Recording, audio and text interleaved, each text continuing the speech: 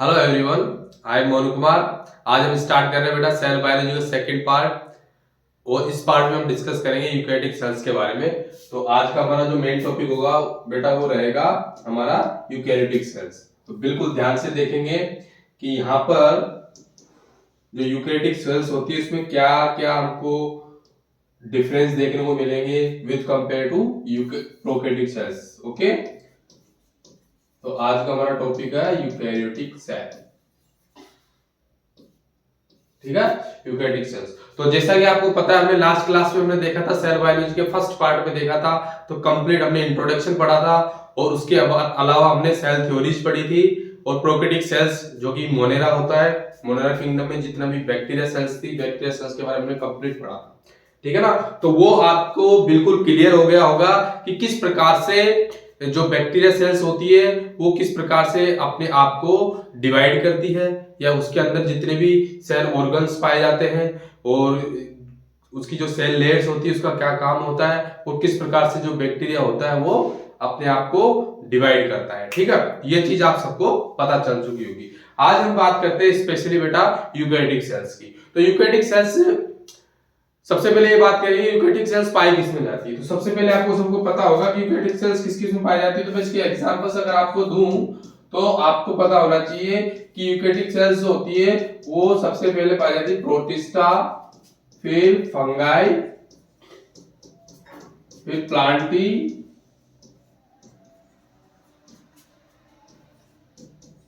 Animalia.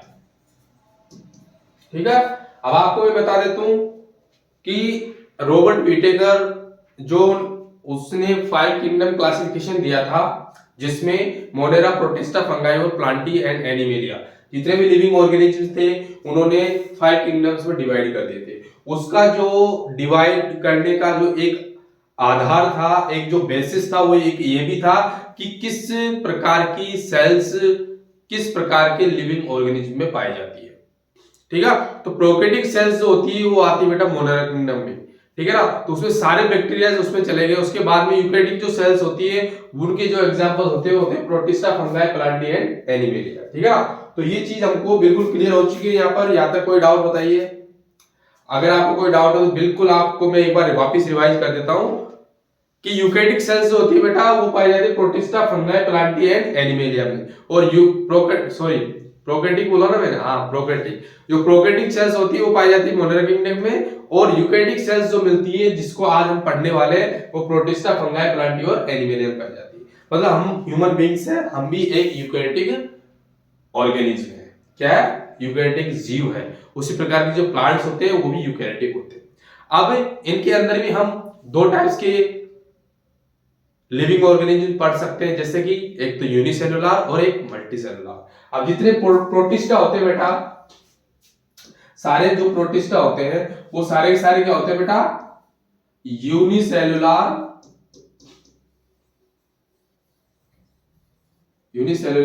Eukaryotic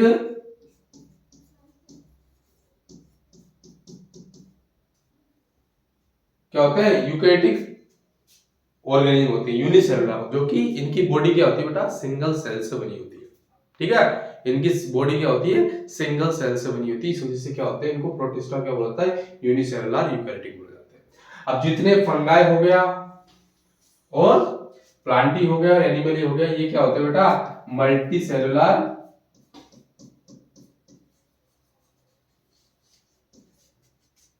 eukaryotic.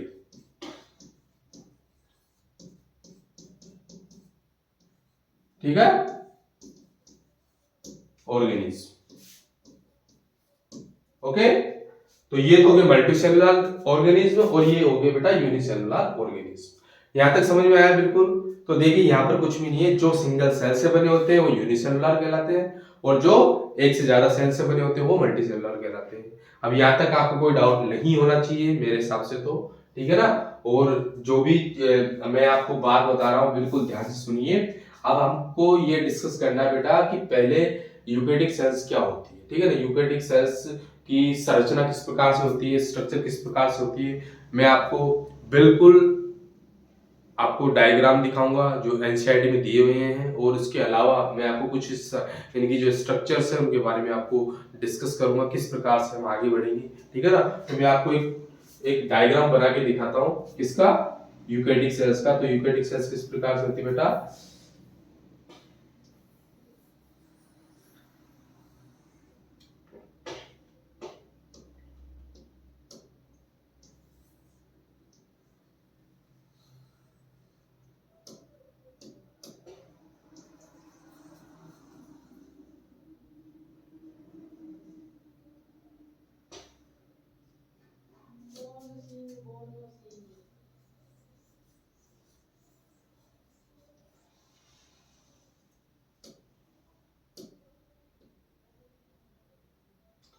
बेटा इस तरीके से मैं आपको दिखा देता हूँ ये सारे, ठीक है। उसके अलावा बेटा इसके अंदर क्या पाया जाएगा, साइटोप्लाज्म भी मिलेगा, ठीक है। आपको माइटोकॉन्ड्रिया भी देखने को मिल जाएगा, क्लोरोप्लास्ट भी देखने को मिल जाएगा, राइबोसोम्स भी देखने को मिल जाएंगे। उसके अलावा आपको क्या क्या देखने को मिलेगा बेटा, क्या क्या देखने को मिलेगा, गोल्गी अपैरेटस भी देखने को मिल जाएगा। उसके अलावा बाकी क्या होती है बेटा, ये सेल वॉल होती है, ठीक है। और फिर नीचे क्या होती है बेटा, सेल मेम्ब्रेन होती है, ठीक है, सेल मेम्ब्रेन होती है, ओके। और बाकी इसके अलावा इसमें माइक्रो विलाई भी, मतलब सॉरी, जो लोकोमोटरी स्ट्रक्चर्स होती है वो भी मिल सकती है, कौन कौन सी। तो ये आपको मैंने एक डायग्राम दिखाया है जिसमें आपको ये पता चल सकता है कि जैसे कि मान लीजिए ये क्या होता है बेटा, न्यूक्लियस होता है, ठीक है।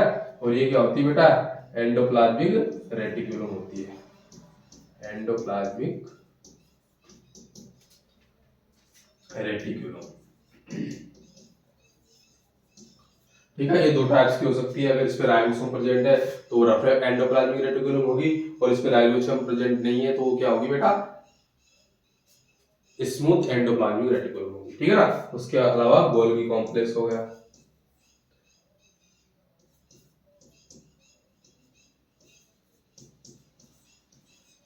ठीक है। उसके अलावा बेटा हो सकता है कि यहाँ पर क्या प्रेजेंट हो, लाइसोसोम, ठीक है, लाइसोसोम प्रेजेंट हो सकता है। उसके अलावा ये हो गया एंटी, क्या बेटा, माइटोकॉन्ड्रिया, जिसको एंटी लिख सकते हैं। उसके अलावा बेटा ये क्या हो गया, यहाँ पर इसको दिखाते हैं बेटा, ये हो गया बेटा यहाँ पर क्लोरोप्लास्ट हो सकता है, ठीक है, क्लोरोप्लास्ट हो गया, ओके। तो ये हो गया, ठीक है। उसके अलावा फिर इसको साइटोप्लाज्म, मैंने आपको लास्ट क्लास में भी ये चीज समझाई थी, ठीक है ना। लास्ट क्लास में मैंने आपको ये चीज समझाने की कोशिश की थी किस प्रकार से प्रोकैरियोटिक सेल्स और यूकैरियोटिक सेल्स का डायग्राम बनाया। मैं आपको यहाँ पर एक डायग्राम बना के दिखा रहा हूँ जिससे आपको थोड़ा आइडिया हो जाए कि ये होते हैं राइबोसोम्स, जिससे आपको पता चल जाएगा यूकैरियोटिक सेल्स किस टाइप की होगी।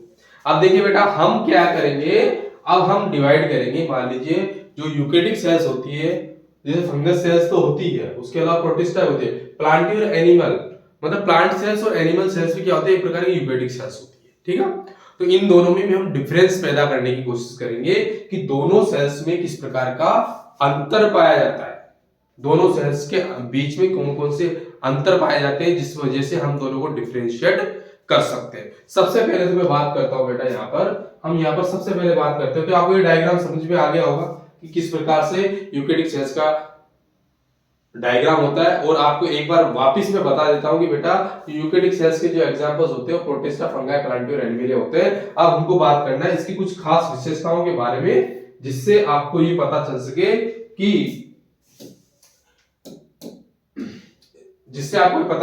यूकैरियोटिक सेल्स के बारे में सबसे इंपॉर्टेंट जो पॉइंट्स होते हैं वो क्या होते हैं। तो इंपॉर्टेंट पॉइंट्स क्या होते हैं वो देख लेते हैं बेटा एक बार, ठीक है।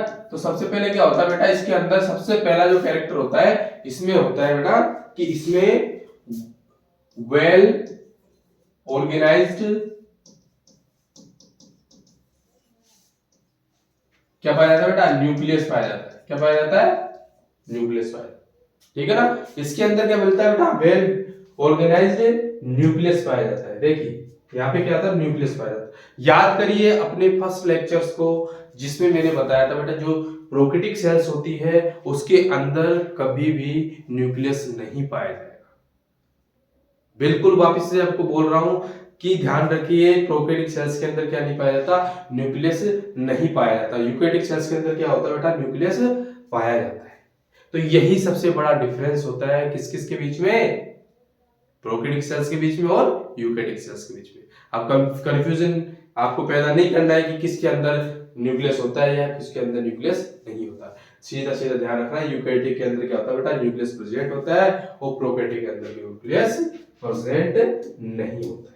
ठीक है ना, तो पहला पॉइंट हो गया। तो इसका मतलब क्या हुआ, दूसरा पॉइंट अगर आप लिखते हैं, मान लीजिए इसका मतलब क्या हुआ बेटा, अगर मान लीजिए इसके अंदर न्यूक्लियस पाया जाता है तो इसका मतलब क्या होगा, इसका जो जेनेटिक मटेरियल होता है वो भी न्यूक्लियस के अंदर प्रेजेंट होगा। लेकिन आप याद कीजिए प्रोकैरियोटिक सेल्स में उसका जेनेटिक मटेरियल जो डीएनए था वो बिल्कुल साइटोप्लाज्म में फैला पड़ा रहता था। मतलब उसकी कोई चारों तरफ, उसके चारों तरफ कोई डेफिनेट स्ट्रक्चर्स नहीं पाई जाती, जिसकी वजह से उसका जो डीएनए जेनेटिक मटेरियल होता है वो एक तरह से एक जगह अच्छे स्ट्रक्चर्स में बंधा पड़ा। मतलब उसका जो डीएनए जेनेटिक मटेरियल जो होता है वो उसके साइटोप्लाज्म में बिखरा पड़ा रहता है, बिखरा हुआ पड़ा रहता है। मतलब कोई उसके चारों तरफ कोई भी प्रकार की स्ट्रक्चर नहीं पाई जाती। लेकिन यहाँ पे क्या होता है, इसका जो जेनेटिक मटेरियल होता है वो प्रॉपर तरीके से न्यूक्लियस के अंदर भी होता है और उसके बाद भी क्रोमोसोम्स में बंधा हुआ रहता है, क्रोमोसोम्स में बंधा हुआ रहता है। ठीक है ना, तो इसका क्या होता है बेटा, जेनेटिक मटेरियल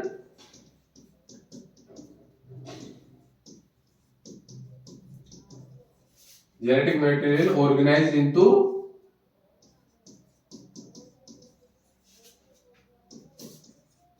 chromosome। अब क्रोमोसोम्स क्या होते हैं बताओ, क्रोमोसोम्स क्या होते हैं,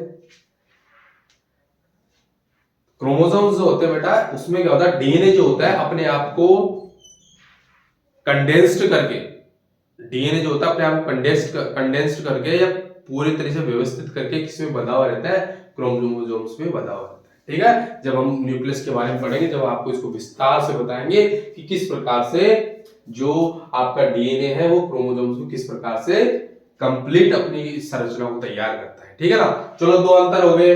सबसे इंपॉर्टेंट बात किसके बारे में लिख रहे हैं हम, यूकैरियोटिक सेल्स के बारे में लिख रहे हैं। तो दो सबसे मेन और क्लियर हमको पॉइंट्स मिल जाते हैं कि वेल ऑर्गेनाइज्ड न्यूक्लियस किसमें होता है बेटा, यूकैरियोटिक सेल्स में होता है, और दूसरा होता है genetic material organised into the chromosome, क्योंकि उनका जो जेनेटिक मटेरियल होता है वो क्रोमोसोम्स के अंदर ऑर्गेनाइज्ड होता है। ठीक है ना, बिखरा हुआ नहीं पड़ा रहता है, और किसमें होता है बेटा, न्यूक्लियस। चलो तीसरा अंतर बताते हैं।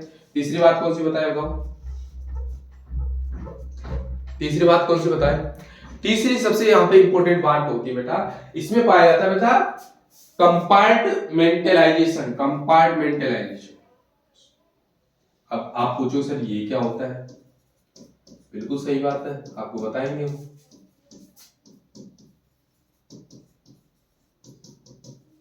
कंपार्टमेंटलाइजेशन, इसका मतलब ये होता है कंपार्टमेंटलाइजेशन मतलब एक जो यूकैरियोटिक सेल्स तो होती है उसके अंदर भी छोटे छोटे कंपार्ट्स बने होते हैं, जैसे कि उसके अंदर भी कुछ ऐसे ऐसे सेल ऑर्गन्स पाए जाते हैं जो भी आपस में उनके चारों तरफ डबल मेम्ब्रेन लेयर होती है, सिंगल मेम्ब्रेन लेयर होती है, मतलब कंपार्ट्स में बटे हुए रहते हैं।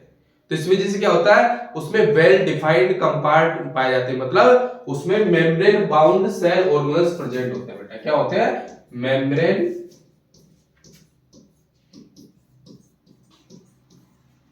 बाउंड सेल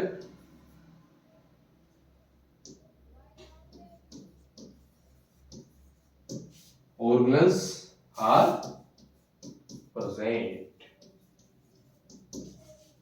ठीक है बेटा, ये चीज हो गई, तीन इंपॉर्टेंट पॉइंट हो गए। अगर मान लीजिए आपसे कोई पूछ लेता है, चलो मान लीजिए मैं आपसे पूछ लेता हूं कि भाई बताइए यूकैरियोटिक सेल्स के कैरेक्टर्स क्या क्या होते हैं, ऐसी कौन कौन सी इंपॉर्टेंट पॉइंट्स है, ऐसे कौन कौन सी विशेषताएं हैं जिसकी वजह से आप बता सकते हो कि यूकेटिक सेल्स इस प्रकार की होती है। तो आपको कुछ नहीं करना, सबसे पहले बात करनी है कि यूकेटिक सेल्स होती है सर वो क्या होती है, उसके अंदर वेल डिफाइंड न्यूक्लियस पाया जाता है। उसके अंदर क्या पाया जाता है, वेल डिफाइंड न्यूक्लियस पाया जाता है, मतलब प्रॉपर तरीके से न्यूक्लियस प्रेजेंट होता है और उसका जेनेटिक मटेरियल भी न्यूक्लियस के अंदर ही प्रेजेंट होता है। और उसका जेनेटिक मटेरियल क्या होता है बेटा, क्रोमोसोम्स में अंदर ऑर्गेनाइज्ड होता है। और तीसरी सबसे बड़ी बात होती है कि उसके अंदर कंपार्टमेंटलाइजेशन पाए जाते हैं, मतलब उनके अंदर membrane bound cell organelles present होते हैं। मतलब ऐसे ऐसे ऑर्गन्स पाए जाते हैं जो चारों तरफ से डिफरेंट मेम्ब्रेन से, जैसे कि जैसे भी यूकेटिक सेल्स की चारों तरफ सेल मेम्ब्रेन पाई जाती है, उसी तरीके से जो डिफरेंट टाइप्स के सेल ऑर्गन्स होते हैं, जैसे माइटोकॉन्ड्रिया हो गया, क्लोरोप्लास्ट हो गया, उनके चारों तरफ बेटा सिंगल या डबल मेम्ब्रेन लेयर पाई जाती है, मतलब उनके अंदर भी कंपार्टमेंट्स बने होते हैं। चलो 3 पॉइंट्स हो गए। उसके बाद चौथा इंपॉर्टेंट पॉइंट क्या होगा बताओ। 3 पॉइंट्स आपको समझ में आ गए। मैंने आपको स्ट्रक्चर भी बता चुका हूं बेटा। देखो इसके अंदर वेल डिफाइंड न्यूक्लियस है, ठीक है, कंपार्टमेंटलाइजेशन पाया जाता है क्योंकि इसके अंदर क्लोरोप्लास्ट से चारों तरफ मेम्ब्रेन होती है। उसके अलावा माइटोकॉन्ड्रिया होता है, ठीक है, माइटोकॉन्ड्रिया होता है। अगर मान लीजिए मैं बात करूं तो एक सेंट्रियोल्स भी इसके अंदर प्रेजेंट होते हैं, ठीक है, एनिमल सेल्स के अंदर, ठीक है, सेंट्रियोल सेंट्रोसोम ये पर प्रेजेंट होते हैं। उसके बाद लाइसोसोम पाया जाता है, एंडोप्लाज्मिक रेटिकुलम पाया जाती है। तो इनका मतलब क्या होता है, इनके चारों तरफ, इनके चारों तरफ भी मेम्ब्रेन प्रेजेंट होती है, इस वजह से इनको कंपार्टमेंटलाइजेशन बोला जाता है। ठीक है बेटा, ये बात कर ली हमने इन चीजों की, ठीक है। अब अगर हम स्पेशली बात करें, ये तो हमारी होगी जनरल बात, किसके बारे में, ये तो हमारे हुई जनरल बात किसके बारे में, यूकेटिक सेल्स के बारे में, जो कि देखने को मिलती। अब बेटा प्लांट सेल और एनिमल सेल्स के बारे में बात करें, तो अगर प्लांट सेल्स और एनिमल सेल्स के बारे में अगर डिफरेंस पैदा करना हो चाहो तो कैसे करोगे। जैसे मान लीजिए हम हैं और कोई प्लांट है, कोई पौधा है आपके चारों तरफ, तो उसके अंदर जो सेल्स होगी, हमारे अंदर जो सेल्स पाई जाती है, वो कभी भी सेम नहीं होगी। उसकी स्ट्रक्चर अलग होगी, हमारी स्ट्रक्चर्स अलग होगी। और आपको मैं बता दूं कि जितनी भी यूकैरियोटिक सेल्स होती है कभी भी आइडेंटिकल नहीं होती है, एक दूसरे के बिल्कुल शेप और साइज में एक समान नहीं होती है। ये आपको ध्यान रखना पड़ेगा कि जितने भी यूकैरियोटिक सेल्स होती है, चाहे प्रोटिस्टा सेल हो, फंगाई सेल हो और प्लांट या एनिमल सेल हो, ये जितने भी यूकैरियोटिक सेल्स होती है उनकी शेप और साइज आर डिफरेंट। ओके, तो मतलब हम ये बोल सकते हैं कि ऑल यूकैरियोटिक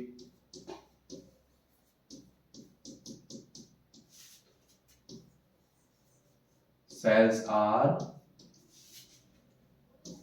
not identical। ठीक है, इसका मतलब ये है कि ऑल यूकैरियोटिक सेल्स होती है एक दूसरे के आइडेंटिकल नहीं होती, समान और शेप अलग अलग होती है, मतलब प्लांट्स में अलग पाई जाएगी, हमें अलग पाई जाएगी। अब हम मोटे तौर पे बात करते हैं इसके बारे में, प्लांट सेल्स क्या होती है और एनिमल सेल्स क्या होती है, ठीक है ना। तो प्लांट सेल्स जैसे कि आपके आसपास कोई नीम का पौधा है, पीपल का पौधा है, या किसी प्रकार से जिस प्रकार के आपके पास आसपास पौधे हैं, तो उस पौधे में जो सेल्स पाई जाती है और हमारे अंदर जो सेल्स पाई जाती है उसमें क्या डिफरेंस होता है। तो आपको डिफरेंस में बता देता हूं बेटा। ये तो जनरल बात हो गई। अब बात कर लेते हैं बेटा प्लांट सेल्स के अंदर। प्लांट सेल के अंदर बेटा क्या होता है, देखिए प्लांट सेल के अंदर क्या होता है बेटा, सेल वॉल। क्या बेटा, सेल वॉल। आपको मैं बता देता हूं यहां पर, देखिए ये जो सेल वॉल होती है बेटा, ठीक है, ये जो सेल वॉल होती है, ये जो सेल वॉल होती है बेटा यहाँ पर, ये प्रेजेंट होती है प्लांट सेल के अंदर। मतलब एनिमल सेल के अंदर कभी भी सेल वॉल नहीं पाई जाएगी। अगर आपसे कोई भी पूछता है डायरेक्टली, अगर कोई भी आपसे पूछता है कि what is the main difference between the plant cell and animal cell, तो आपको क्या बताना है कि plant cell has the always a layer that is called as cell wall. क्या कहलाती है, सेल वॉल कहलाती है। तो इसका मतलब ये होता है प्लांट सेल के अंदर सेल वॉल पाई जाती है, एनिमल सेल के अंदर सेल वॉल नहीं पाई जाती है। ठीक है बेटा, तो ये चीज आपको ध्यान रखनी है और ध्यान देना है कि इसके अंदर क्या पाई जाती है, cell wall,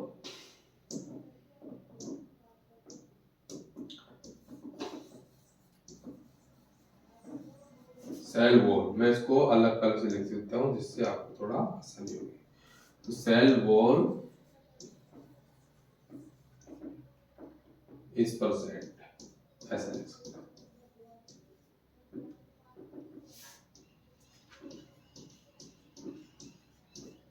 cell wall is present, okay, cell wall is present, okay, ठीक है। अब इसके अलावा क्या होता है बेटा, इसके अलावा इसके अंदर पाया जाता है प्लास्टिड, मानी कि chloroplast, plastid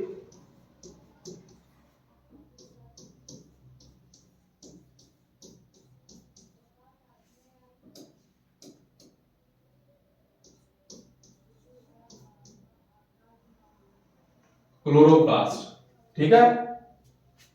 cell wall is present and plastid and chloroplast and the large vacuole,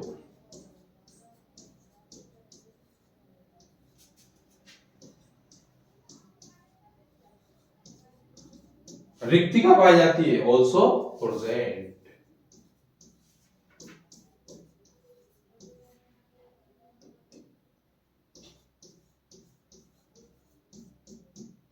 ठीक है बेटा, ऑल्सो प्रेजेंट। तो ये आपको बिल्कुल क्लियर ध्यान रखना। अगर मान लीजिए आपसे कोई पूछता है डायरेक्ट या फिर आपके एग्जाम में क्वेश्चन आ सकता है, तो आपको सबसे पहले डिफरेंस अगर पैदा करना है किसके बीच में, एनिमल सेल्स और प्लांट सेल्स के बीच में, तो प्लांट सेल्स के बारे में आप एक चीज ध्यान रखो, इसके अंदर सेल वॉल पाई जाती है, ठीक है ना। प्लास्टिक मानी क्लोरोप्लास्ट पाया जाता है जो फोटोसिंथेसिस करने के लिए काम में आता है, ठीक है। आपको नेक्स्ट क्लास में इसके प्लास्टिक के बारे में सीखने को मिलेगा, ठीक है ना। उसके अलावा बेटा इसके अंदर लार्ज वैक्यूल पाई जाती है, रिक्तिका पाई जाती है, जिसके द्वारा जितने भी वेस्ट मटेरियल्स होते हैं सेल्स के, उसको रखा जाता है। तो मैंने आपको यहाँ पे वैक्यूल्स बना के नहीं दिखाया, मैं आपको डायग्राम में जब शो करूंगा उसको दिखा दूंगा बेटा। तो अगर मान लीजिए ये वाली प्लांट सेल होती है तो इसके अंदर क्या पाई जाती है बेटा, वैक्यूल पाई जाती है, ठीक है ना। तो मैंने आपको एक जनरल डायग्राम बताया, लेकिन मैं आपको जो रियल डायग्राम में हमारे एनसीईआरटी दी है वो आपको दिखाऊंगा, ठीक है। तो ये चीज समझ में आ गई। तो इसका मतलब क्या होगा बेटा, अगर मान लीजिए हम बात करते हैं किसकी, अगर हम बात करते हैं किसकी, प्लांट सेल्स की, तो इसका मतलब क्या होगा, उसके अंदर cell wall, plastid and vacuole ये प्रेजेंट होगी, ठीक है ना। तो मतलब ये किसमें नहीं पाई जाएगी, ये नहीं पाई जाएगी एनिमल सेल, ठीक है। अब बात करते हैं बेटा एनिमल सेल की, किसकी बात करें, एनिमल सेल की बात करते हैं। तो यहां पर बात करते हैं एनिमल सेल की,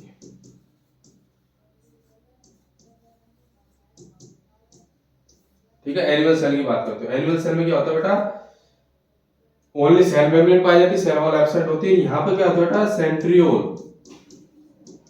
सेंट्रियोल जिसको हिंदी में बोलते हैं बेटा तारककाय, ठीक है। तारककाय इज प्रेजेंट,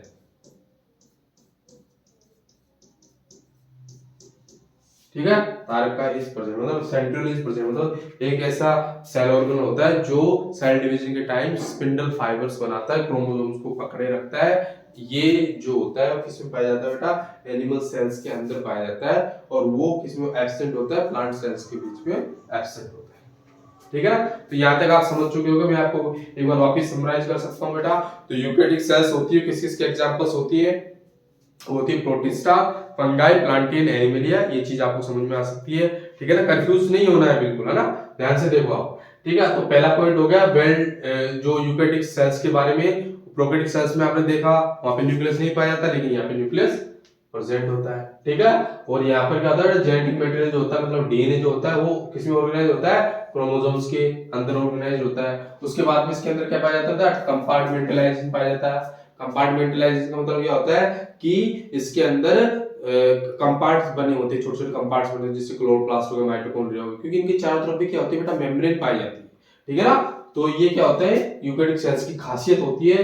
तो membrane bound cell organelles are present, ठीक है। और eukaryotic cells are not identical, मतलब इनकी क्या होती है, किसी भी जो यूकेरियोटिक सेल्स होती है उसकी जो साइज और शेप जो होगी बेटा, वो कभी भी क्या होती है, आइडेंटिकल नहीं होगी, ठीक है ना। ये कभी भी आइडेंटिकल नहीं होगी। तो अब मैं आपको बता देता हूँ, एक प्लान बताता हूँ कि किस प्रकार से हम अपने चैप्टर्स में आगे बढ़ेंगे। तो सबसे पहले मैं बात कर रहा हूँ बेटा, ये तो हो गया यूकेरियोटिक सेल्स, ठीक है ना। अब हम बात करेंगे, आपको एनसीईआरटी कुछ जो डायग्राम है वो दिखा देता हूँ। तो यहाँ पर जो एनसीईआरटी डायग्राम वो देखिए, ये होती है प्लांट सेल्स, ये होती है एनिमल सेल्स, ठीक है बेटा। इस चीज को आप अच्छे से देखिए।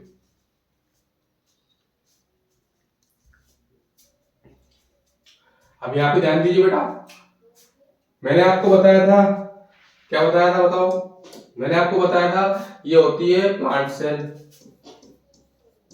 ठीक है बेटा, ये होती है प्लांट सेल और ये होती है एनिमल सेल।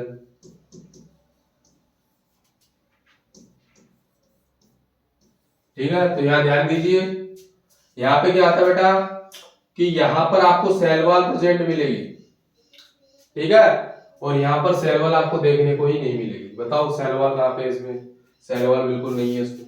ठीक है, आप चाहो तो मैं इसको थोड़ा बड़ा करके दिखा देता हूँ, देखो बताओ इसमें सेल वॉल कहाँ पे है, बताओ सेल वॉल नहीं है ना। लेकिन मैं आपको क्या बताया था कि जो एनिमल सेल्स होगी उसके अंदर सेंट्रियोल मिलेगा, मिला आपको सेंट्रियोल, ठीक है ना, तो यहाँ पे सेंट्रियोल प्रेजेंट होता है, ठीक है ना। उसके अलावा Golgi apparatus, smooth endoplasmic reticulum, rough endoplasmic reticulum भी आपको देखने को मिल जाएगी, ठीक है ना। न्यूक्लियोलस पाया जाता है, न्यूक्लियस के अंदर न्यूक्लियर एनवेलप पाई जाती है, ठीक है ना।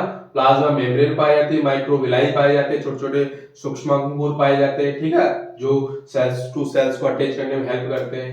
ओके, और यहाँ पर प्लाज्मा मेम्ब्रेन बोले तो सेल मेम्ब्रेन यहाँ पे पाई जाती है, ठीक है ना, सिर्फ यही मिलती है, उसके अलावा सेल वॉल नहीं मिलती है, सेल वॉल नहीं देख सकते आप एनिमल सेल में, ठीक है। उसके अलावा क्या होता है बेटा, माइटोकॉन्ड्रिया आपको मैंने बता दिया था, राइबोसोम यहाँ पे होते हैं, किस टाइप के मिलते हैं राइबोसोम, यहाँ पे मिलते हैं बेटा एटीएस टाइप के।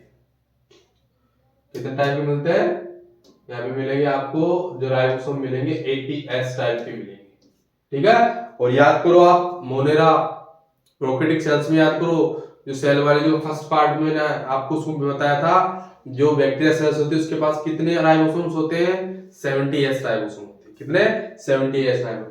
लेकिन in case of the eukaryotic cells कितने टाइप के पाए जाते हैं, 80s के टाइप के पाए जाते हैं, ठीक है ना, ये पाए जाते हैं। ओके, अब बात करते हैं इसमें साइटोप्लाज्म मिलेगा बेटा आपको, बिल्कुल मिल गया, ठीक है।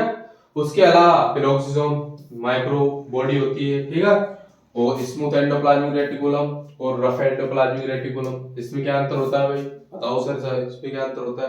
बेटा न्यूक्लियस होता है, मैंने आपको दिखाया था बाहर की तरफ, तो आपको मैं वो डायग्राम दिखा देता हूँ जिसमें आपको पता चल जाएगा थोड़ा वो, ठीक है ना। यहाँ पे मैंने दिखाया था बेटा एंडोप्लाज्मिक रेटिकुलम होती है, यहाँ पे क्या होता है छोटे छोटे राइबोसोम जमा होते हैं, तो जिस पर अगर मान लीजिए जिस एंडोप्लाज्मिक रेटिकुलम एक सेल ऑर्गेनल होता है, उस पे अगर राइबोसोम पाए जाते हैं तो वो सरफेस क्या होती है बेटा, थोड़ी खुरदरी हो जाती है, तो उसको तो बोलते हैं रफ एंडोप्लाज्मिक रेटिकुलम बोलेंगे। जिसपे राइबोसोम प्रेजेंट हो गए वो खुरदरी सतह होती है, और जिसमें नहीं पाए जाते हैं उसको क्या बोलेंगे बेटा, क्या बोलेंगे, उसको बोला जाएगा स्मूथ एंडोप्लाज्मिक रेटिकुलम। तो वापस अपने डायग्राम पे चलते हैं, ठीक है ना।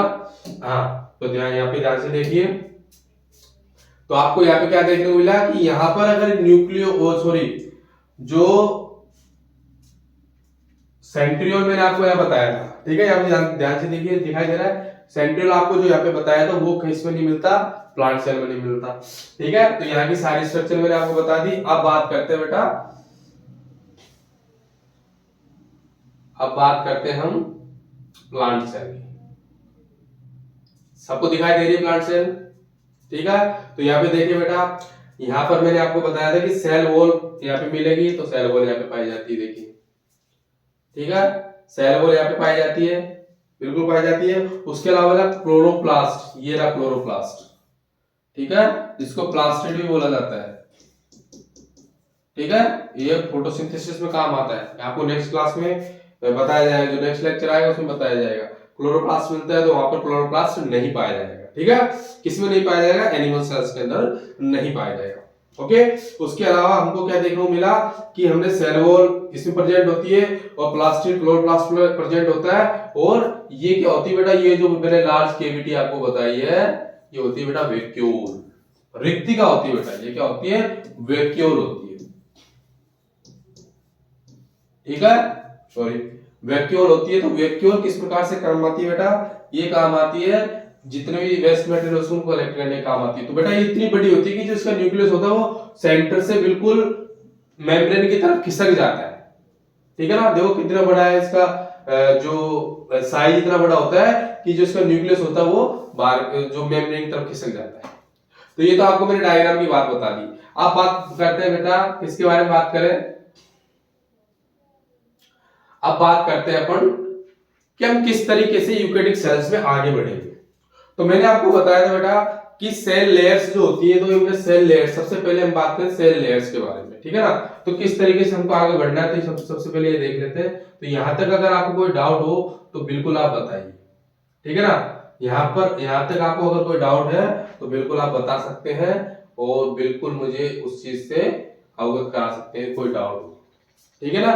तो लगभग मैंने सारे डाउट्स आपके यहाँ पे क्लियर कर दिए। प्रोकैरियोटिक और यूकेरियोटिक सेल्स में हमने आपको अंतर ही बता दिया है, प्लांट सेल और एनिमल सेल्स के बारे में आपको बता दिया है, ठीक है ना। और आपको यूकेरियोटिक सेल्स की कुछ विशेषताएं बता दी गई जो आपको हमेशा याद रखनी है, ठीक है ना। और इसमें राइबोसोम्स मैंने आपको 80S टाइप की बता दिए, और जो प्रोकैरियोटिक सेल्स होती है उसमें कितने टाइप के पाए जाते हैं, 70S टाइप, ठीक है ना। अब हम आगे बढ़ेंगे बेटा। सबसे पहले अब यूकेरियोटिक सेल्स के बारे में वन बाय वन डिस्कस करेंगे, जैसे हमने प्रोकैरियोटिक सेल्स में किया था। तो सबसे पहले इसकी जो सेल लेयर्स होती है, ठीक है ना, जो सेल लेयर्स होती है बेटा उसके बारे में डिस्कस करेंगे। सेल लेयर्स के बारे में डिस्कस करेंगे बेटा। तो सेल लेयर्स, सबसे पहले बात करते हैं सेल वॉल या फिर सेल मेम्ब्रेन, ठीक है। सेल मेम्ब्रेन के बारे में पढ़ेंगे, उसके बाद बात करेंगे बेटा सेल वॉल के बारे में, ठीक है। सेल वॉल के बारे में पढ़ेंगे, उसके बाद में हम बेटा एंडो मेम्ब्रेन सिस्टम पढ़ेंगे। क्या पढ़ेंगे, एंडो मेम्ब्रेन। अब पूछोगे एंडो मेम्ब्रेन सिस्टम क्या होता है, तो सेल्स के अंदर कुछ ऐसे सेल ऑर्गेनल्स का एक ग्रुप होता है, एक ऐसे मेम्ब्रेन सिस्टम से एक दूसरे से बंधे हुए रहते हैं, क्योंकि काम जो होते हैं ना एक दूसरे से रिलेटेड होते हैं, उनके जो वर्क होते हैं बेटा वो क्या होते हैं, एक दूसरे से रिलेटेड होते हैं। बिल्कुल समझ में आ रहा है ना आपको। तो यहाँ पर कौन कौन से आ सकते हैं, यहाँ पे आ सकते हैं बेटा एंडोप्लाज्मिक रेटिकुलम आ जाएगा, दूसरा आ जाएगा बेटा सॉरी दूसरा जो आ जाएगा वो आ जाएगा गोल्गी बॉडी आ जाएगी, ठीक है। तीसरा जो होगा बेटा वो आ जाएगा लाइसोसोम आ जाएगा, ठीक है। और चौथा जो आ जाएगा वो आ जाएगा वैक्यूल आ जाएगा, ठीक है, ठीक है। तो ये तो लास्ट लेक्चर में कंप्लीट करेंगे, और थर्ड लेक्चर में हम कंप्लीट, तो ये तो हो जाएगा बेटा हमारा जो फर्स्ट लेक्चर तो प्रॉपर्टी के बारे में हो चुका है, उसके बाद में सेकंड लेक्चर में इसको कंप्लीट करेंगे सेल लेयर्स के बारे में। थर्ड लेक्चर में बेटा हम थर्ड लेक्चर होगा उसमें बेटा हम कर लेंगे कौन सा, माइटोकॉन्ड्रिया के बारे में एंड क्लोरोप्लास्ट के बारे में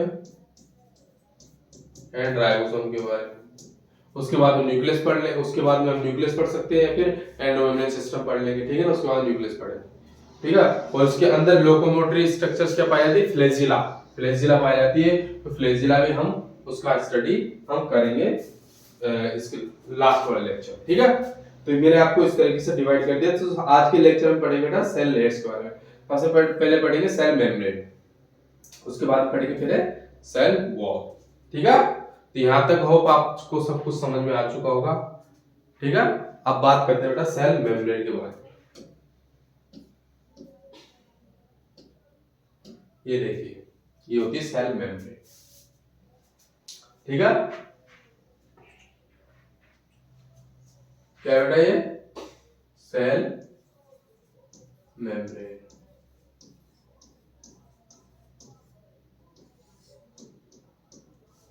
तो इसके बारे में अगर पढ़ने के लिए सबसे पहले हमको ये ध्यान देना होगा कि ये कहाँ प्रेजेंट होती है। ये सेल्स के चारों तरफ प्रेजेंट होती है। इसको प्लाज्मा मेम्ब्रेन भी कहा जाता है, क्योंकि ये प्रोटोप्लाज्म के चारों तरफ जो प्रोटोप्लाज्म जो होता है, जो कि आपको मैंने बताया था, जो साइटोप्लाज्म के अंदर न्यूक्लियस और साइटोप्लाज्म दोनों होंगे तो उसको प्रोटोप्लाज्म कहा जाएगा। तो प्रोटोप्लाज्म के चारों तरफ एक बाउंड्री बनाती है, तो उसको प्लाज्मा मेम्ब्रेन भी हम बोलेंगे, ठीक है। तो इसकी जो स्ट्रक्चर होती है वो हमको स्टडी करना बहुत जरूरी होता है, जिससे हमको हर सेल्स की प्रकृति है, उसका जो बिहेवियर है, और किस प्रकार से इसके चारों तरफ जो मॉलिक्यूल्स होते हैं वो आते जाते रहते हैं, ठीक है ना।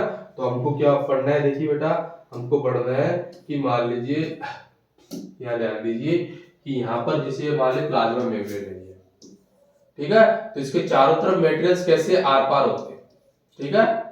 यहाँ पे देखिए ये मेम्ब्रेन, ये जो होती है सेल मेम्ब्रेन है चारों तरफ, तो इसके चारों तरफ मटेरियल्स जो होते हैं किस प्रकार के आते हैं, किस प्रकार के जाते हैं, और इसकी जो स्ट्रक्चर्स होती है उसके अंदर क्या क्या प्रेजेंट होता है, ये हमको फाइंड आउट करना है। और उसकी स्ट्रक्चर पढ़नी है कि किस प्रकार से हेल्पफुल होती है, ठीक है ना।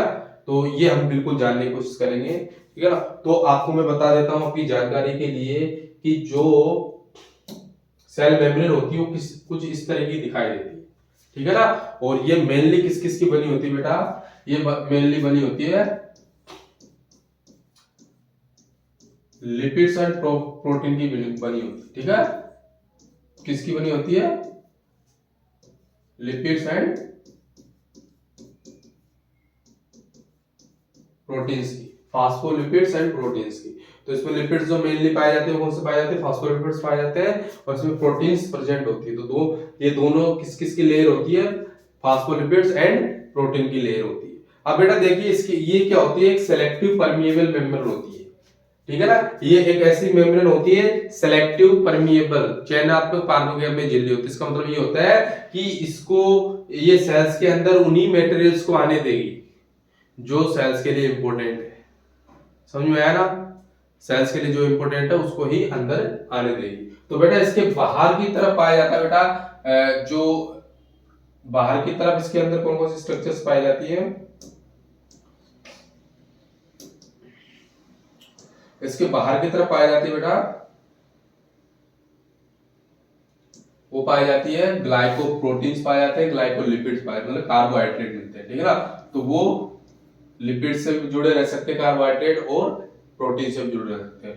तो ग्लाइको प्रोटीन्स वो होंगे जो किसके साथ पाए जाते हैं बेटा, प्रोटीन्स के साथ जुड़े हुए कार्बोहाइड्रेट होते हैं। और ये क्या होते हैं, ग्लाइकोलिपिड, ऐसे कार्बोहाइड्रेट जो किसके साथ जुड़े रहते हैं, वो जुड़े रहते हैं बेटा कार्बोहाइड्रेट के साथ, ओके। तो ये दो प्रकार की चीजें पाई जाती है। उसके अलावा दो प्रकार के प्रोटीन्स पाए जाते हैं, एक तो इंटीग्रल होते हैं और एक पेरिफेरल होते हैं। पेरिफेरल जो होते हैं बेटा बिल्कुल सरफेस के ऊपर की तरफ होते हैं, ठीक है, जिस प्रकार से ये प्रोटीन है। और इंटीग्रल जो होते हैं बेटा वो बिल्कुल अंदर दसे हुए पाए जाते हैं। तो ये जो होता है बेटा इंटीग्रल प्रोटीन होता है, ये पेरिफेरल होता है। तो इसको अगर हम बोलेंगे तो ये तो होता है बेटा पेरिफेरल, क्या होता है, पेरिफेरल, ओके।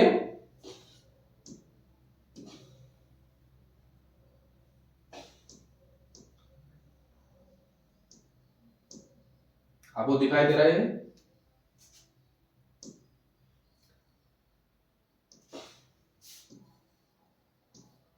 ठीक है, पेरिफेरल। और ये जो होता है बेटा वो कौन सा होता है, इंटीग्रल प्रोटीन। कौन सा,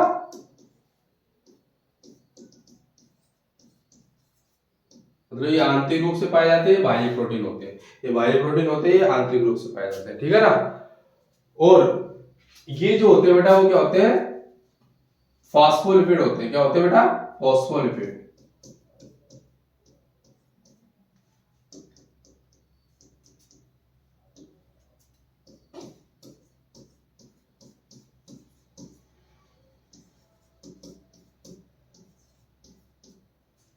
फॉस्फोलिपिड होते हैं, ठीक है ना। और इसका क्या होता है, ये जो फॉस्फोलिपिड इस प्रकार से होता है बेटा, ठीक है। ये क्या होता है, पोलर हेड होता है इसका, पोलर हेड होता है, जो कि क्या होता है बेटा हाइड्रोफिलिक होता है। क्या होता है, हाइड्रोफिलिक, ठीक है। और इसकी क्या होता है, नॉन पोलर टेल होती है,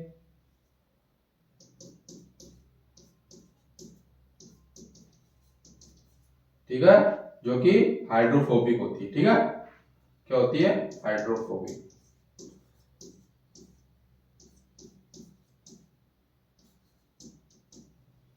ठीक है, हाइड्रोफोबिक होती है।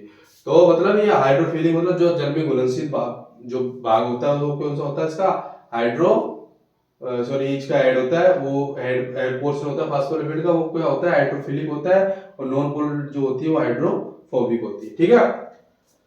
अब ये अंदर की सतह पाया जाता है बेटा कोलेस्ट्रॉल पाया जाता है। क्या पाया जाता है, कोलेस्ट्रॉल।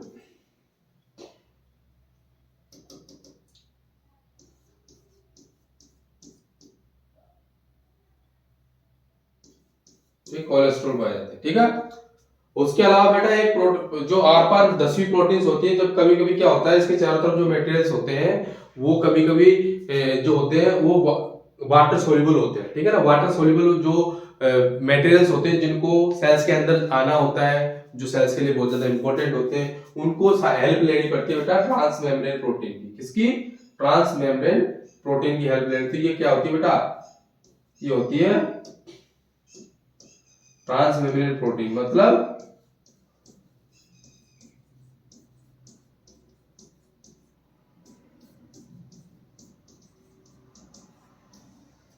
ठीक है, ट्रांसमेम्ब्रेन प्रोटीन। अब देखिए तो ये क्या होती है बेटा, ये सभी प्रकार की सेल्स, देखो सेल मेम्ब्रेन जो होती है वो सभी प्रकार की सेल्स में पाई जाती है। किसमें पाई जाती है? सभी प्रकार की सेल्स, चाहे प्रोकैरियोटिक हो, चाहे यूकैरियोटिक हो, एनिमल सेल्स हो, प्लांट सेल्स हो, फंगाई सेल्स हो या प्रोटिस्टा सेल्स हो, किसी प्रकार की सेल्स होती है। मतलब ये सेल, ये लेयर तो यूनिवर्सल होती है, सब जगह पाई जाती है, ठीक है ना। अब इस लेयर को समझाने के लिए बहुत साइंटिस्ट हुए, डेनियल डेविसन हुए, उसके अलावा सिंगल निकोलसन हुए, जिन्होंने बहुत मॉडल्स दिए, है ना। तो जैसे सैंडविच मॉडल दिया, ठीक है ना, प्रोटीन लिपिड और लिपिड प्रोटीन ले।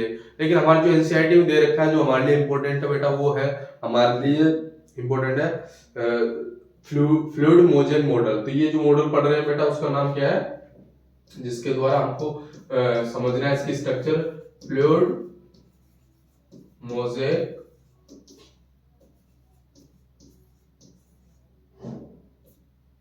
ठीक है मॉडल। तो किसने दिया था बेटा?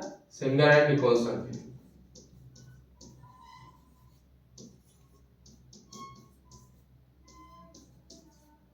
कब दिया था? 1972 में, ठीक है ना।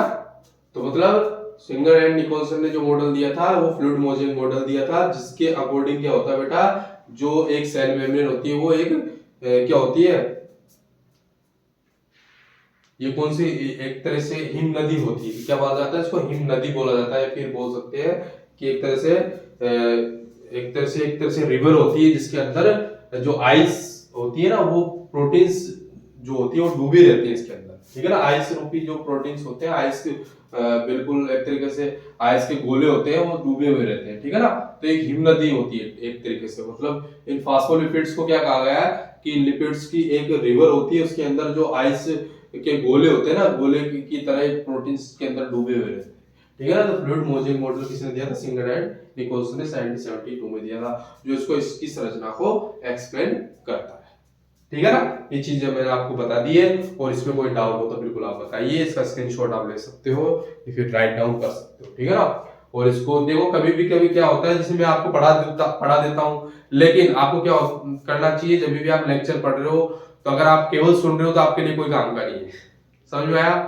आपके लिए कोई काम का नहीं है। आप क्या करोगे, जब आप इस लेक्चर को पढ़ते हो, तो बिल्कुल एक तरीके से आपको नोटबुक लेना चाहिए, प्रॉपर नोट्स बनाओ। जो भी चीज में इंपॉर्टेंट बातें आपको बोलता हूँ, उन चीजों को ध्यान रखिए आप, ठीक है ना। मैं आपको नोट्स भी बता रहा हूँ, उसके अलावा मैं आपको क्या कर रहा हूँ, उसके अलावा मैं आपका एनसीईआरटी की लाइन टू लाइन बढ़ा रहा हूँ, ठीक है ना। और जो मटेरियल्स होते हैं बेटा, वो इसके आर पार भी जाते हैं, ठीक है ना। अब हम एनसीईआरटी कुछ लाइनें पढ़ लेते हैं, एनसीईआरटी क्या कहती है, देखिए यहाँ पर, ठीक है। तो एनसीईआरटी के बारे में पढ़ लेते हैं बेटा, तो आपको यहाँ पे दिखाई दे रहा होगा, ठीक है ना। एनसीईआरटी के बारे में पढ़ लेते हैं हम,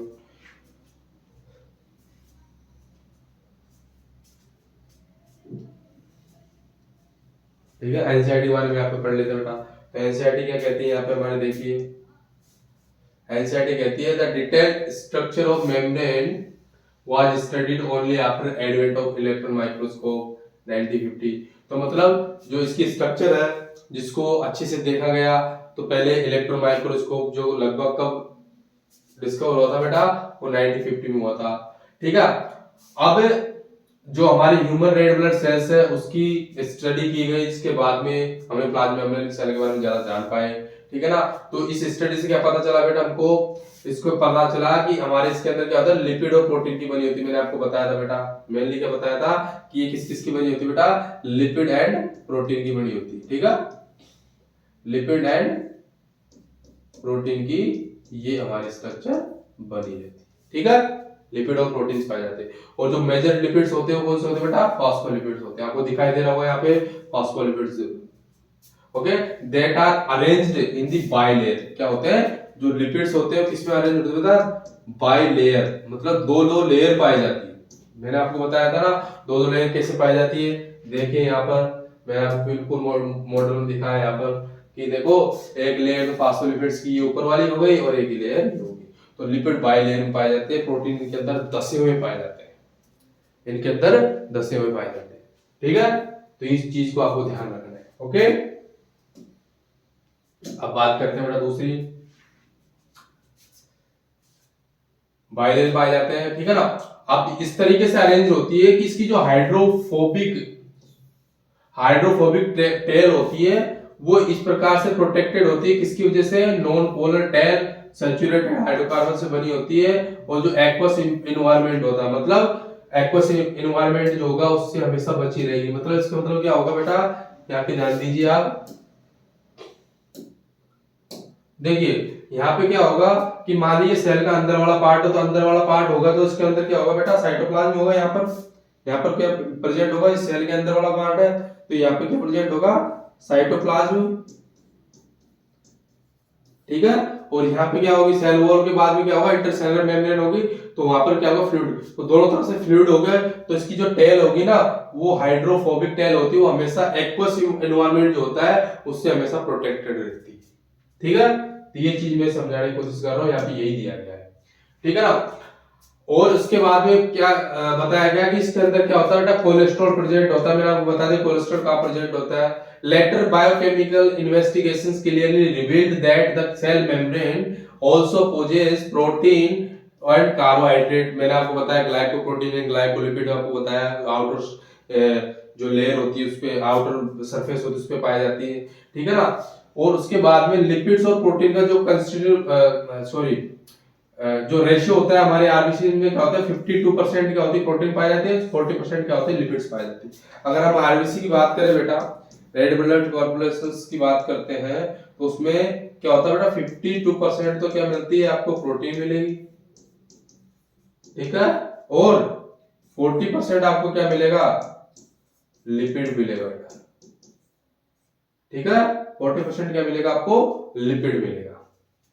ठीक है, अब बात करते हैं depending on the ease of extraction proteins can be classified as integral and peripheral. मैंने आपको बता दिया था, पेरिफेरल जो होता है सरफेस पे होता है, ठीक है ना, ऑन द सरफेस पे होता है, और वाइल इंटीग्रल जो होते हैं पार्शियली और totally buried into the membrane. मैं आपको दोनों प्रोटीन्स के बारे में बता चुके हैं। ठीक है ना, अब बात करते हैं बेटा इसके सेकंड पार्ट के बारे में। ठीक है ना, इसका जो मॉडल दिया गया जो मैं आपको समझाना चाह रहा था, तो 1972 में किसने दिया था बेटा, सिंगर एंड निकोलसन ने। ठीक है ना, कौन सा मॉडल दिया था, फ्लूइड मोज़ेक मॉडल दिया था। ठीक है, according to this quasi fluid अर्ध तरलीय नेचर होता है, किसका नेचर होता है, लिपिड्स का। ठीक है, क्वासी फ्लूइड नेचर होता है किसका, लिपिड्स का, और प्रोटीन इसके अंदर धसी हुई पाई जाती है। ठीक है ना, इसके अंदर मूवमेंट भी कर सकती है, मतलब जो इसके लिपिड्स स्ट्रक्चर होती है उसके अंदर वो मूवमेंट भी कर सकती है। ठीक है, this ability to move within membrane of is measured as fluidity. ठीक है, जो प्रोटीन मूव करेगी उसको उसकी फ्लूइडिटी के रूप में देखा जाएगा। ठीक है, the fluid nature of the membrane is also important from the point of view functions like cell growth, formation, intercellular junctions, secretion, endocytosis and cell division. आपको एंडोसाइटोसिस का मतलब होता है सेल के अंदर कुछ चीजों को इनगल्फ करना, ले लेना। किसके द्वारा होता है बेटा, वो होता है इसके फ्लूइड नेचर के द्वारा। सेल मेम्ब्रेन अगर फ्लूइडिटी शो करेगी, लचीलापन शो करेगी, तो ये सेल को बढ़ने में हेल्प करेगा, सेल को डिवाइड करने में हेल्प करेगा, सेल से कुछ पदार्थों को रिलीज करने में हेल्प करेगा।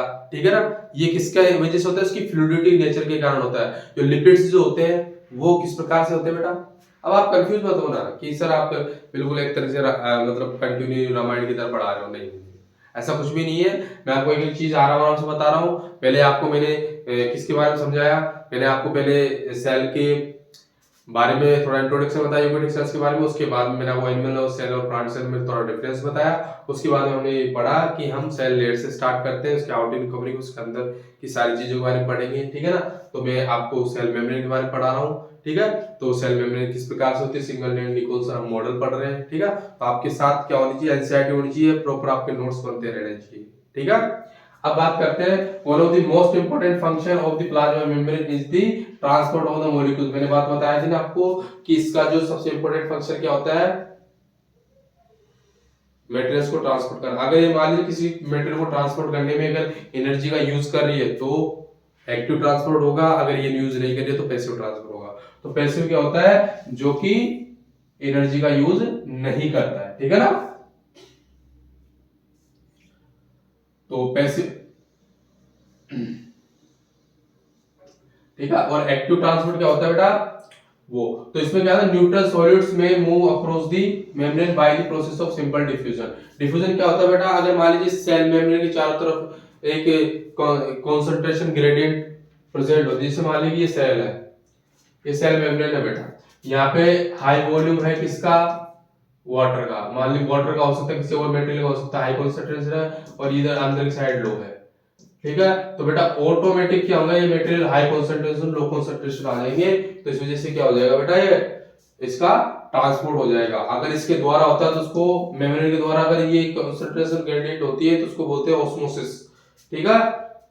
अब बात करते हैं बेटा इसके अंदर एक्टिव ट्रांसपोर्ट जब होता है तो वो किसका यूज करता है, एनर्जी का यूज करता है। किसका यूज करता है, एनर्जी का यूज करा। अगर हमेशा ध्यान रखना, अगर मान ली कोई भी मटेरियल अगर एनर्जी का यूज करके सेल के अंदर आ रहा है किसी की हेल्प की वजह से, प्रोटीन की वजह से, अगर वो एनर्जी यूज हो रही है तो वहां पे क्या होगा, एक्टिव ट्रांसपोर्ट होगा, ठीक है ना।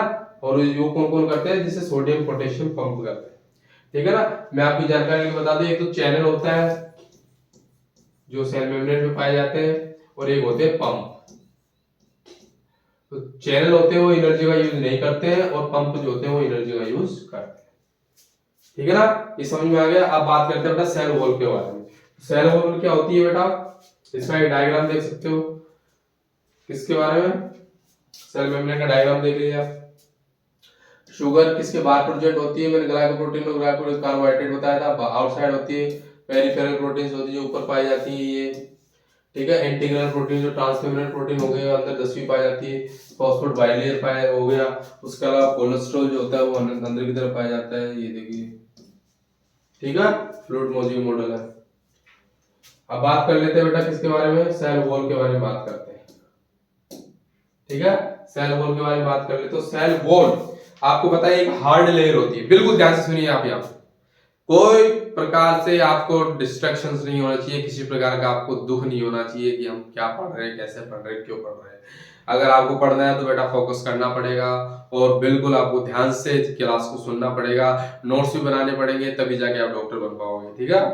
हाँ, मेहनत तो करनी पड़ेगी, मेहनत का कोई शॉर्टकट नहीं होता, और आपको बिल्कुल जुनून के साथ पढ़ना है, ठीक है।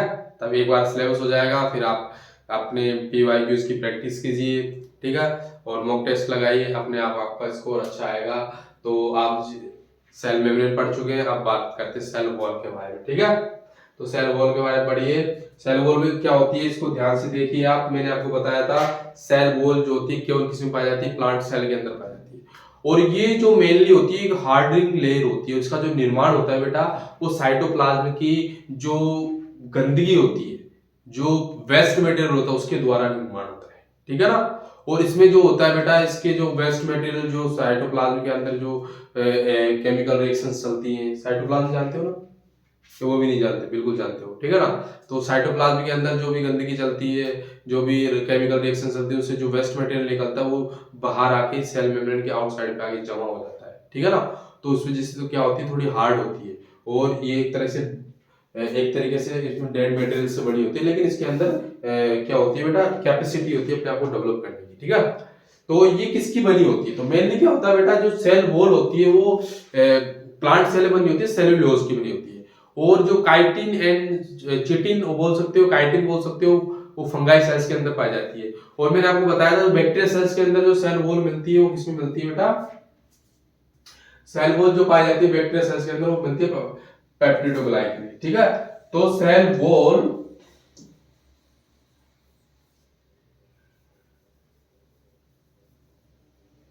ठीक है, तो मैं बात करता हूं सेल वॉल जो होती है बेटा वो,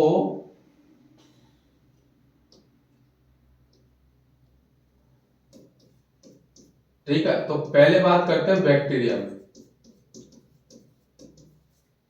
बैक्टीरिया में किसकी बनी होती है बेटा, पेप्टिडोग्लाइकन, किसकी, पेप्टिडो,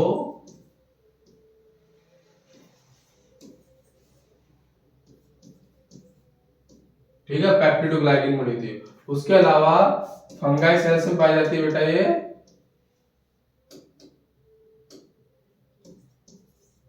फंगाई सेल्स में पाई जाती है किसकी, चिटिन, फिर काइटिन बोल सकते हो, चिटिन बोल सकते हो, ठीक है ना, काइटिन सेलुलोज मिल सकता है इसमें, ठीक है ना। ओके, अब तीसरी बात आती है प्लांट सेल में। प्लांट सेल में मिलते हैं बेटा ये सेलुलोज एंड हेमिसेलुलोज पाया जाता है,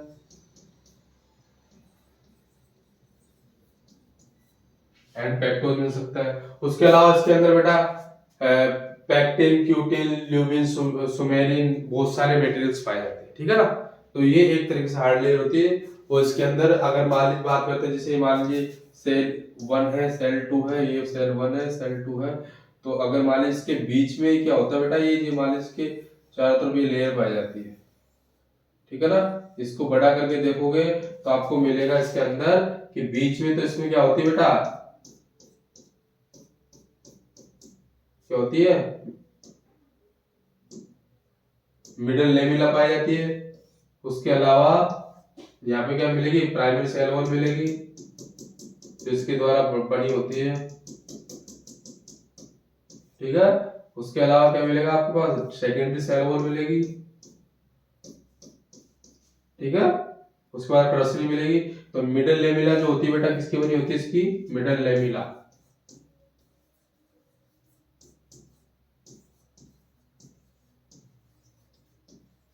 ये पाई जाती है बेटा कैल्शियम मैग्नीशियम पैक्टेट की, जिसको क्या बोलते हैं,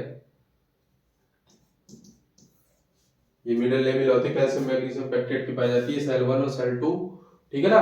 उसके बाद प्राइमरी सेल वॉल हो जाएगी, प्राइमरी सेल वॉल, ठीक है ना, प्राइमरी ये सेकेंडरी हो जाएगी। उस प्रकार से जमती हुई चली जाती है, ठीक है ना। यहाँ से वेस्टर्न मटेरियल निकलेंगे, इधर जब जमेंगे, यहाँ से वेस्टर्न मटेरियल, तो इस तरीके से ये बढ़ती हुई चली जाएगी, ठीक है। यहाँ से समझ में आ गया है ना। तो ये आपको बता दिया मैंने कि किस किस तरीके से बनी होती है। अब इसकी एनसीईआरटी लाइनें पढ़ लेते हैं, एनसीईआरटी लाइनें क्या क्या बोलती है, ठीक है। As you may recall a non living rigid structure called the cell wall forms an outer covering for the plasma membrane of the fungi and plants, ठीक है। fungi and plant दोनों पाई जाती है। cell wall not only gives a shape to the cell, protects the cell from the mechanical damage and infection, ठीक है ना। तो ये सपोर्ट भी करती है, मैकेनिकल सपोर्ट भी देती है, और किसी प्रकार का जो डैमेज होने वाला होता है प्लांट सेल और फंगाई सेल को, उससे भी ये बचाती है, ठीक है ना। else also help in the cell to cell interaction, provides barrier to undesirable macromolecules, जो भी अनडिजायरेबल सेल के लिए इंपॉर्टेंट नहीं है तो उनको आने से रोकती है, ठीक है ना।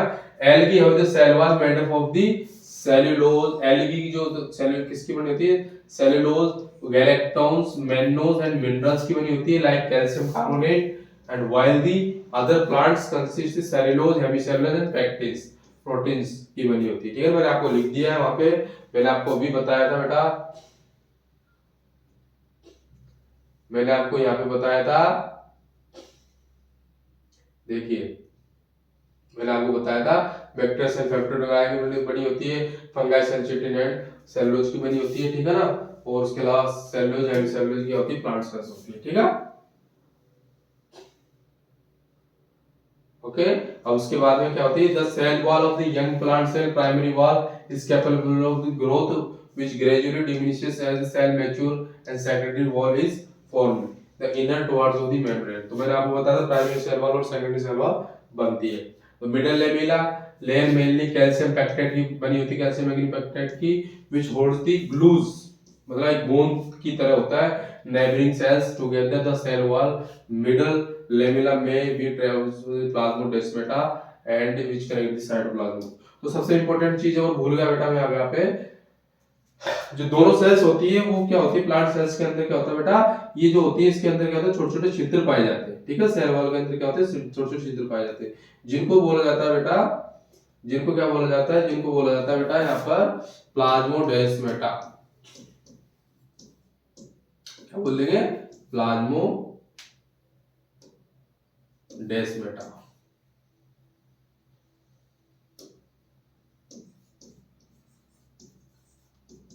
ठीक है, प्लाज्मोडेस्माटा क्या होते हैं, छोटे छोटे छिद्र होते हैं और छोटे छोटे मतलब ट्यूब लाइक स्ट्रक्चर्स होती है, जो दोनों दोनों दो पास की जो सेल्स होती है उनको साइटोप्लाज्म को जोड़ने का आपस में काम करती है, जिससे इंपॉर्टेंट मटेरियल्स होते हैं वो एक सेल से दूसरे सेल्स में ट्रांसपोर्ट कर दिए जाते हैं। ठीक है ना, तो बेटा ये हो गया हमारा कंप्लीट, क्या हो गया, ये हमारा हो गया सेल लेयर्स के बारे में कंप्लीट हो चुकी है। ठीक है ना, तो आज हमने आपको सेल लेयर्स के बारे में कंप्लीट पढ़ा चुके हैं, और इसमें कोई भी डाउट हो तो आप बिल्कुल कमेंट सेक्शन में लिख सकते हो, आपको जरूर आपके क्वेश्चंस का आंसर मिलेगा। और विश यू द बेस्ट, और आपकी नीट एग्जाम के लिए अच्छे से पढ़ाई कीजिए, मेहनत कीजिए और अच्छे डॉक्टर बनिए और हमारे देश को संभालिए। ठीक है, thank you so much, next video.